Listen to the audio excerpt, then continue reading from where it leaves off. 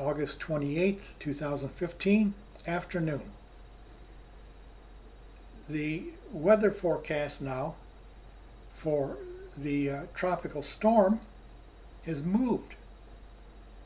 24 hours ago, it was, if you just follow the line of the storm, it was going to go up the Atlantic over the water, offshore from Florida, but nevertheless the center of the track was over the Atlantic.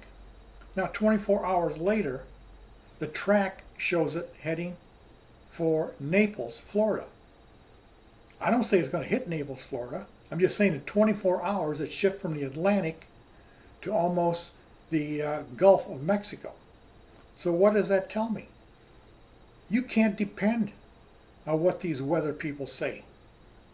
All you know is it's generally coming towards South Florida and maybe even Central and Northern Florida, generally. But everybody has to be prepared, because if you think, well, now the winds are still forecast maybe 60 miles an hour. Well, you say, well, 60 miles an hour, I don't have to do anything. That's going to be no problem. I wouldn't depend on weathermen or women that they say is going to be 60 miles an hour, so that's what it's going to end up through your neighborhood. I wouldn't count on it. If the storm can, in 24 hours, can track from the Atlantic to the Gulf of Mexico, change that much, don't you think the wind speed can change too? Yes, it could come down. Yes, it could disappear. But yes, it could go way up. And if it goes way up, where are you going to be in the storm?